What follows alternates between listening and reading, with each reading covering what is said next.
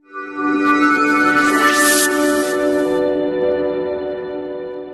morning student, myself Suresh here as a physics teacher. Dear student, today I will teach you chapter number 3 current electricity and exercise 3 question number 6 of this chapter, the exercise. So you can see the questions. So question number 6 today I will teach you. So first read the questions. What is given that ये negligibly small current is passed through a wire of length 15 meter and uniform cross section area given that has 6.1 10 to 6.0 10 to raise minus 7 meter square and its resistance is measured to be 5 ohm. What is the resistivity of the material at the temperature of the experiment? Means in these questions what given that and which values we want to find. First we will find what values we want to find. So here we want to find the resistivity of the material of the temperature. Okay, in other word we can say कि resistivity is denoted by किससे denote किया जाता है? रो से. ठीक है, तो जैसा कि ये क्वेश्चंस ओम्स के लॉ पे रिलेटेड है and then we know relation between the length and the area through we can get the resistance. तो ये फार्मूला एक फार्मूला है जो आपको पता होगा फॉर वाचिंग कि R is directly proportional L by A. Other word हम we can say कि रो into L by A. ये फार्मूला ओम्स के द्वारा बताया गया था जब हमने रिलेशन गेट किया था लेंथ और एरिया के बीच में. तो R equal to R is directly proportional L and inversely proportional to area of cross section area. And we can remove the proportional sign, so then we will take the rho. This is the resistivity. So here we want to find the resistivity, but which values given that write down. तो given that में क्या है आप question से देख सकते हैं. यहाँ पे दिया गया है length given that means small l is given that कितना है 15 सेंटीमीटर. तो which values given that first write down. Okay. And area cross section area given that 6 into 10 to raise minus 7 meter square. और क्या दिया गया है? Resistance also given that. तो ये रेजिस्टेंस है, ये हमारा एरिया है. तो resistance capital R is also given. क्या है इसकी वैल्यूज 5 ओम. ठीक है, हमें निकालना क्या है रेजिस्टिविटी ऑफ मटेरियल और जिसको हम रो से डिनोट करते हैं. किससे? रो से. तो हमें निकालना क्या है ये चीजें क्लियर होनी चाहिए. Which values given that and which values we want to find. तो यहाँ पे हमें फाइंड क्या करना है resistivity of the material. तो इसको इस तरह से क्वेश्चन मार्क कर दीजिए. अब क्लियर हो जाएगा कि हमें निकालना क्या है. We know this formula. हमें लिखना पड़ेगा बाय ओम्स द्वारा जो दिया गया है. By Ohm's law R equal to rho और L बाय A. हमें चाहिए क्या? रो चाहिए. ठीक है, तो रो चाहिए तो क्या करेंगे इसी क्वेश्चंस को हम आगे लिखेंगे. रो इक्वल टू क्या लिखेंगे आर ए बाई एल. ठीक है, अब इस वैल्यूज में सपोज दैट इक्वेशन नंबर जो भी है इसको ले लेते हैं. सपोज दैट इक्वेशन नंबर ये 1 है. क्या है? अब इसमें वैल्यू पुट कर देंगे. पुटिंग द वैल्यू ऑफ लिखिए. पुटिंग द वैल्यू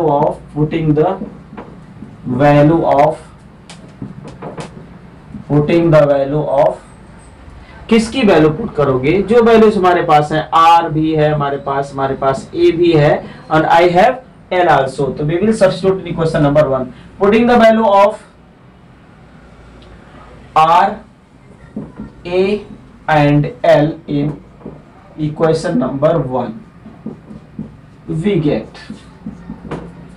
तो रो इक्वल टू लिखिए इसकी वैल्यूज को. क्या आर की वैल्यू कितनी है? 5 है. ए की वैल्यू कितनी है? 6 इंटू 10 टू रेज माइनस 7 और इसकी वैल्यूज कितनी है? एल की वैल्यू 15 मीटर है, not centimetre. This is the metre. Okay, 15 metre है, स्टैंडर्ड फॉर्म में है. तो ये 15 मीटर. अब इसको सॉल्व करिए, कट करिए. 15 मीटर है तो 5 3 जा 15 होता है और 3 2 जा 6 और 3 3 कैंसिल हो गया. तो ये तो इस कैलकुलेशन को कैलकुलेट करते हैं तो कितना होगा 2 into 10 to raise minus 7 ohm metre. तो इसकी यूनिट क्या होती है, ओम मीटर होती है। इस तरह से हम रो इक्वल टू लिखेंगे 2 × 10⁻⁷ ओम मीटर। तो इस तरह से you can find the value of this question, resistivity of the material of temperature of experiment. करने के बाद रेजिस्टिविटी को रो से डिनोट करते हैं, तो हम लिख सकते हैं therefore resistivity of the material is, लिख सकते हैं यहाँ पे therefore resistivity of material real equal to कितना होगा 2 × 10⁻⁷ ओम्स मीटर। ठीक है, तो ये हमारा आंसर है। ठीक है, तो ये इस तरह से हम इसको सॉल्व करेंगे। तो हैव यू अंडरस्टूड, समझ में आ गया, हैव यू रिटन? ओके, अब नेक्स्ट क्वेश्चन करते हैं, question number 7। Read the question, क्या दिया गया है इस क्वेश्चन में, इसको जानेंगे और इसके क्वेश्चन को सॉल्व करेंगे। तो यहाँ पे क्वेश्चन में लिखा गया है the silver wire has a resistance of, given that है कितना है 2.1 ओम एट द टेम्परेचर, मतलब इनिशियल जो टेम्परेचर है 27.5 डिग्री सेल्सियस। इस पे जो हमारा रेजिस्टेंस है R1, कहने का मतलब इनिशियल पे ये वैल्यूज है, एंड द रेजिस्टेंस ऑफ 2.7 ओम होता है, तो उसका टेम्परेचर कितना होता है 100 डिग्री सेल्सियस। कहने का मतलब इनिशियल टेम्परेचर ये है हमारा, इसको हम कह सकते हैं दिस इज द T1, और इसको क्या लिख सकते हैं T2। और यहाँ पे इनिशियल पे जो रेजिस्टेंस है वो R1 है, और इस पे जो रेजिस्टेंस है ये R2 है। ठीक है, जो भी चीज वैल्यूज इज गिवन दैट, तो फर्स्ट उसको हमें लिखना होगा, इसके बाद जो पूछा जा रहा है हमें करना है। Determine the temperature of coefficient of resistivity of the silver. Silver का हमें क्या निकालना है, टेम्परेचर कोफिशिएंट ऑफ रेजिस्टिविटी, जिसको हम अल्फा से डिनोट करते हैं। तो जो वैल्यूज दी गई है हमें निकालना क्या है, अल्फा की वैल्यू निकालनी है, और कोफिशिएंट ऑफ रेजिस्टिविटी जिसको अल्फा कहते हैं। तो गिवन दैट क्या है वो हम लिखेंगे पहले, गिवन दैट, तो जो वैल्यूज दी गई उसको लिख लीजिए, जिससे क्या होता है कि इजीली आसान होता है कि हमें क्या निकालना है और कौन सा फार्मूला लगाना है। तो यहाँ पे आप देख लीजिए कि टेम्परेचर जो है T1 दिया है, T1 इनिशियल टेम्परेचर है जो 27.5 डिग्री सेल्सियस है, और उस पे जो रेजिस्टेंस है R1 की वैल्यूज दी गई है 2.1 ओम। ठीक है, जैसा कि यहाँ क्वेश्चन में दिया गया है, और जो इसका 100 डिग्री सेल्सियस पे जो टेम्परेचर है उस पे जो रेजिस्टेंस है वो भी दिया गया है। T2 पे कितना दिया है 100 डिग्री सेल्सियस टेम्परेचर है, और R2 रेजिस्टेंस दिया गया कि कितना वैरी हुआ है 2.7 ओम है। ठीक है, हमें निकालना क्या है, मतलब T1 T2 मिला है, हमें निकालना है अल्फा की value. We want to find the value of alpha, जिसको हम कहते हैं temperature of coefficient of resistivity of the silver. तो फार्मूला ये हमें पता होना चाहिए कि which formula we can use which is related to resistance and temperature and coefficient of the resistivity. तो आपको एक फार्मूला हमने बताया था इस चैप्टर में, याद है? कैन यू से R2 इक्वल टू, कुछ याद आया? R1, अब हाँ अब याद आया, अल्फा, और इसको डेल्टा T लिखो या फिर T2 - T1 लिखो। तो ये वैल्यूज है, इसको हम कैसे लिख सकते हैं, R2 equal to R1 bracket लगाइए 1 plus alpha T2 - T1 bracket close. Okay, तो ये इक्वेशन हमने पढ़ा था, जहां पे ये रिलेशन किसके किसके बीच में है, टेम्परेचर के बीच में है, अल्फा के बीच में और रेजिस्टेंस के बीच में है। तो इस रिलेशन के पार्ट ऑफ व्यू से हम इसकी वैल्यूज को सॉल्व करेंगे। हमें निकालना है अल्फा, तो सबसे पहले अल्फा को लेफ्ट में लेंगे और इसकी वैल्यूज को, बाकी वैल्यूज को राइट में करेंगे, बाद में वैल्यू पुट कर देंगे। तो open the bracket, R2 equal to क्या होगा R1, वेरी गुड, इसको इससे मल्टीप्लाई करिए, alpha R1 T2 - T1। Okay, अब इसको लेफ्ट में ले लो तो क्या हो जाएगा कि R2 - R1 equal to alpha R1 T2 - T1। Okay, हमें चाहिए क्या, अल्फा चाहिए। अल्फा क्या है, कोफिशिएंट है, तो अल्फा इक्वल टू क्या हो जाएगा, इसको इधर लाएंगे डिवाइड हो जाएगा, तो R2 - R1 by R1 T2 - T1, ये हो गया। अब हमारा रियल वैल्यूज आ गए, रियल फार्मूला आ गया, जिसके बेसिस पे हमें निकालना क्या था, देखो, determine the temperature of coefficient of resistivity of the silver, और ये अल्फा की वैल्यूज आ गई। अब हमें चेक करना है कि सारी वैल्यूज हैं या नहीं।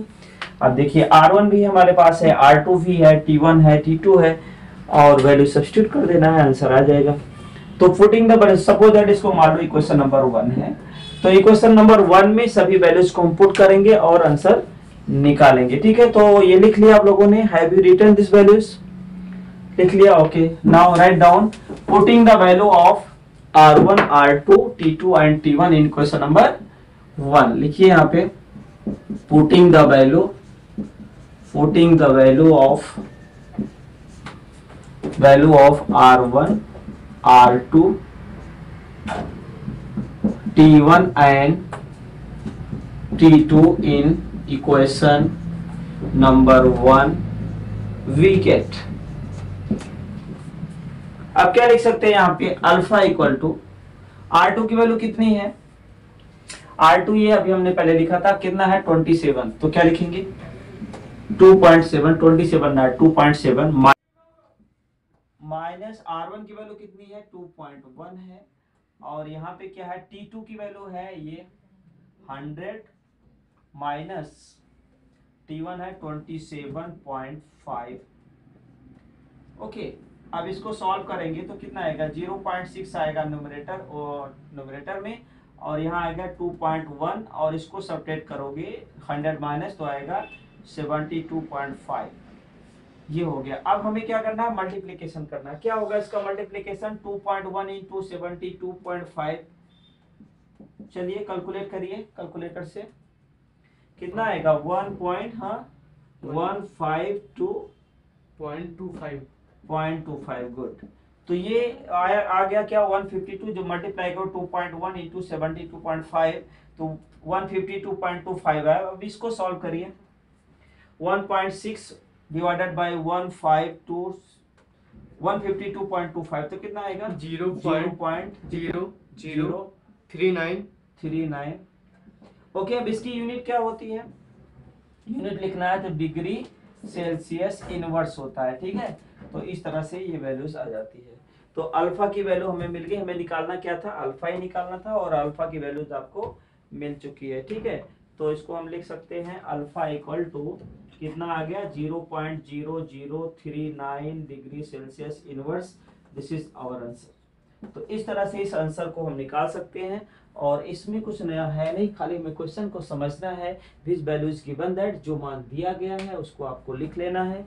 कौन सा फार्मूला लगाना है ये अपने को सोचना है, अभी तो मैं बता दिया, लेकिन क्वेश्चन जब पढ़ोगे, जब आप खुद सॉल्व करोगे तो अपने को ही करना पड़ेगा ना। तो हमें रिलेशंस याद होने चाहिए, कौन किसके साथ रिलेशन है, तो ये फार्मूला हम लगाएंगे, उसकी वैल्यूज की जो हमें चाहिए उसको लेफ्ट में करके उसको इक्वेशन बना लेंगे, और उसमें वैल्यू सब्स्टिट्यूट करके उसके आंसर को निकाल लेंगे। ओके, तो आई थिंक समझ में आ गया होगा। Have you written this values? Okay, thank you. Okay, now अब we will teach you question number 8 of exercise 3। तो see the question, what given that and which values we want to find. So read the question. A heating element using the nichrome connected to a 230 volt supply and draws a initial current is given that I1 given that and which is settle after a few seconds to a steady, मतलब ये final जो current है वो क्या है 2.8 है। What is the steady temperatures of the heating element if the room temperature is 27। अगर ये रूम टेम्परेचर इनिशियल टेम्परेचर उसका 27 डिग्री सेल्सियस है, तो क्या करना है हमें उसका फाइनल टेम्परेचर स्टडी टेम्परेचर बताना है। And temperature coefficient of the resistance of nichrome average over the temperature range involve to the 1.7 10⁻⁴ degree coulomb Celsius inverse. Okay, not coulomb. तो हमें क्या दिया गया है, पहले उसको हम लिखेंगे, फिर निकालना क्या है, हमें टेम्परेचर T2 निकालना है, T1 गिवन दैट है, अल्फा की वैल्यू दी गई है, और हमारे पास पावर सप्लाई भी दिया गया है। तो पहले जो दिया है वो लिख लेते हैं, राइट डाउन। गिवन दैट क्या है वो लिखते हैं। तो गिवन दैट वोल्टेज दिया गया है, पोटेंशियल कितना है V इक्वल टू 230 वोल्ट दिया है। ठीक है, और क्या गिवन दैट है, इनिशियल करंट दिए, मतलब I1 क्या दिया है 3.2 एम्पियर है, और I2 भी दिया है कितना है 2.8 एम्पियर है।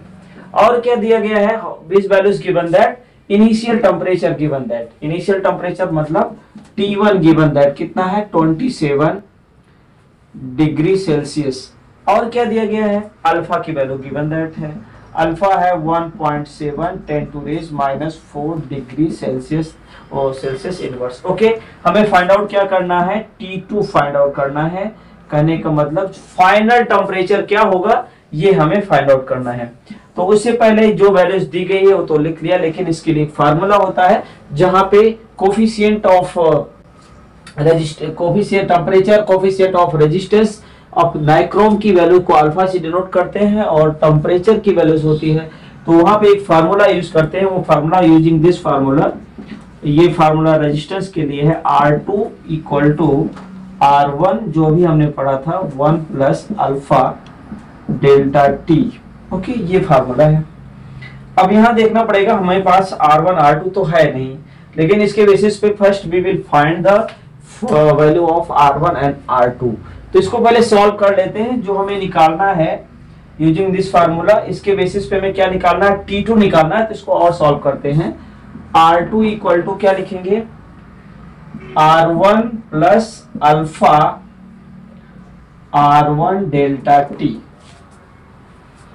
अब इसको इधर ले लेंगे तो क्या होगा, R2 minus R1 equal to alpha R1 delta T.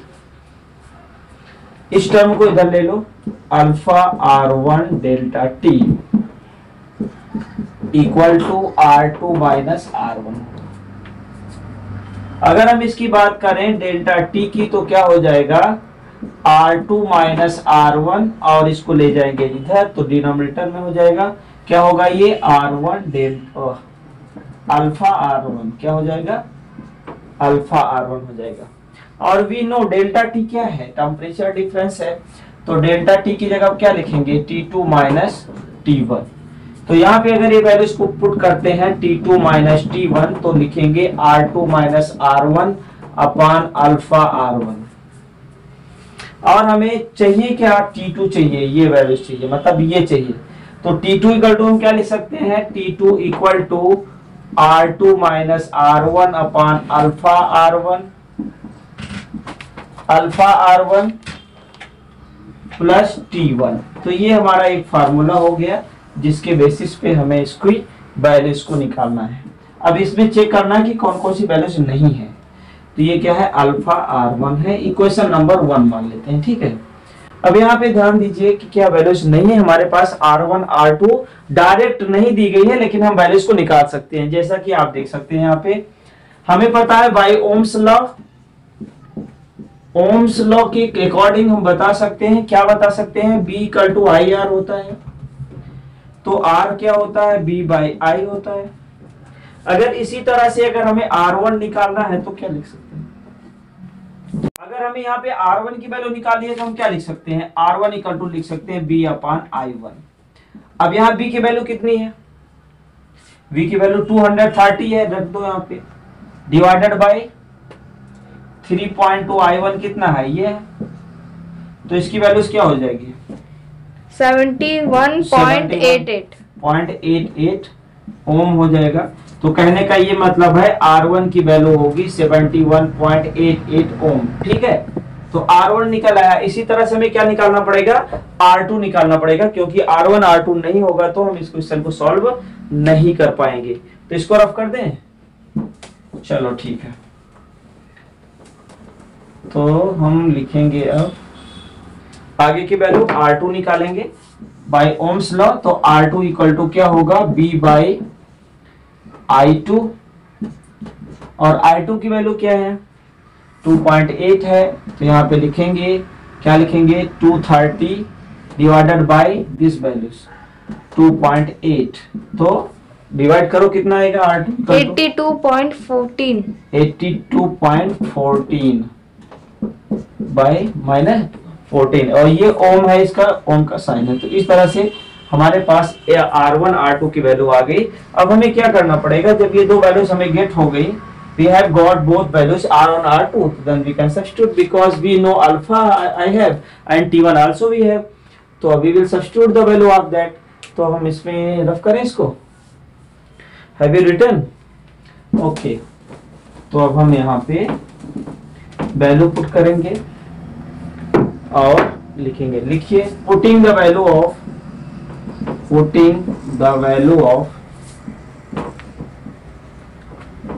Value of किसका रखना है, R1 R2 alpha and T1 in equation number 1 we get equation number 1। मैंने अभी रफ नहीं किया इसको, ठीक है। तो चलो फिर अब इसको लिखते हैं, T2 इक्वल टू क्या लिखिए, R2 की वैल्यू ये है, सब्स्टिट्यूट करिए 82.14, R1 की वैल्यू कितनी है 71 माइनस 71.88 और अल्फा की वैल्यूज यहां पे लिखी गई है, ये this is value of alpha, क्या लिखेंगे 1.7 इंटू 10 टू रेज -4 और R1 की वैल्यूज ये निकाला आपने 71.88, ठीक है।